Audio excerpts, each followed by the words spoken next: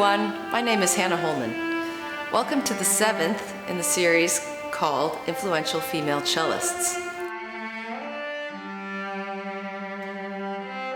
I came to the New York City Ballet 7 years ago, which is when I first learned of cellist Eleanor Aller, who we covered in a previous episode. I also learned at that time that the first principal of the New York City Ballet was a woman, and her name was Nellis DeLay. I was surprised because I recognized that DeLay last name, and sure enough, Nellis is the younger sister of violinist Dorothy DeLay.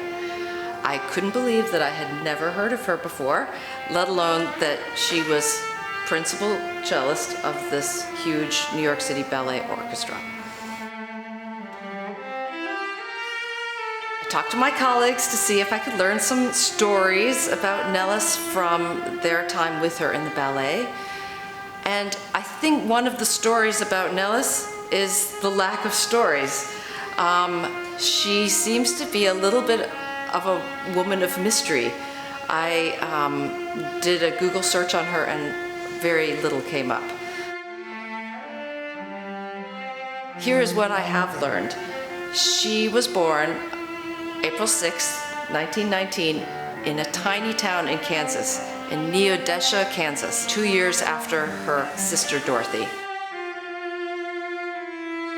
I have not learned when she exactly started the cello, but I have learned that she was active in the junior music club in Neodesha, Kansas, and that she had very many hats there: secretary, treasurer, charge of decorations, plus performing.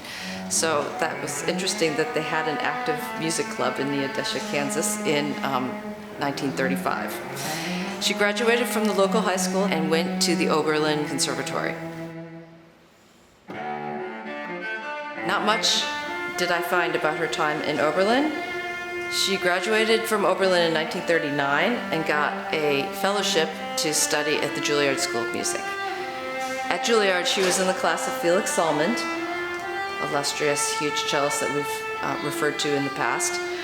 I can see from her time at Juilliard that she was very active in chamber music, and that was a big part of her life. Juilliard sent me some programs, and I saw that she did chamber music with Robert Mann, first violinist of the Juilliard Quartet later, and Ortoth, and of course lots of chamber music with her sister Dorothy. In 1939, Nellis and her sister Dorothy, with pianist Helen Brainard, started the Stuyvesant Piano Trio. Especially the New Yorkers will recognize that Stuyvesant name.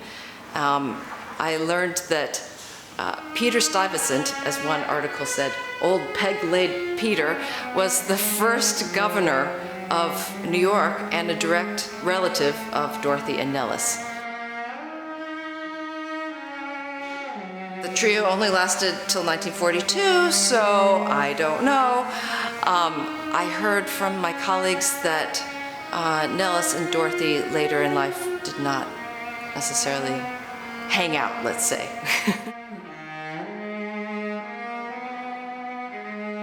After her graduation from Juilliard, I saw traces of her having lots of freelance work in New York. Ballet work became more prominent. I saw that she was playing for various ballet companies that would come into town. She recorded with the NBC Orchestra. She recorded some opera things. And always she was teaching and principal cellist of various things. But 1947 seems to be a formative year in her life. In 1947, Nellis became affiliated with the Chautauqua School. She taught and performed there, and I suspect that that became a very dear and near place for her. In 1947, she also started teaching at the Sarah Lawrence College, and in 1947, she became principal cellist of the City Center Ballet Orchestra. A year later, in 1948, the City Center Ballet would go on to become the New York City Ballet. Nellis was principal of the ballet up until when she had cataract surgery in 1970. She then felt that she wasn't able to lead the section, so she stepped down, and this is when cellist Fred Zlotkin came in. I think teaching also became very important to her. She helped form the Rockland Conservatory, which is still going strong today. At some point, which I have not been able to discern, she married opera singer Clifford Harvote. They had 2 children, Susan and Clifford Jr.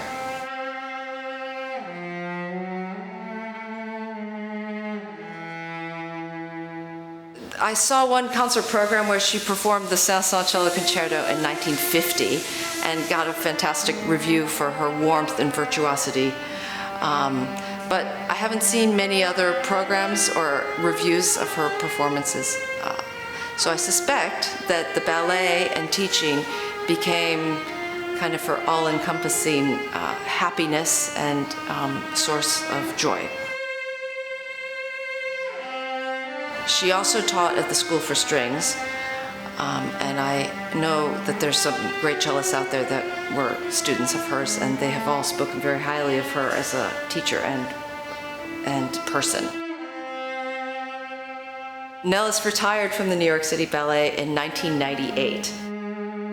So if we're counting, that's 51 years with the New York City Ballet. It's pretty impressive.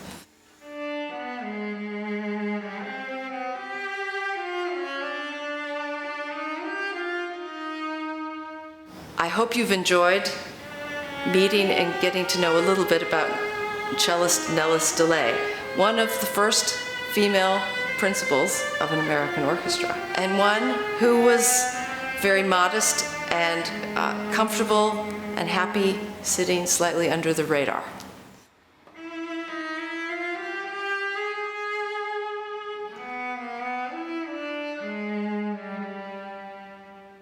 Please join us next time, and as always, I value your feedback, so come visit me on my website.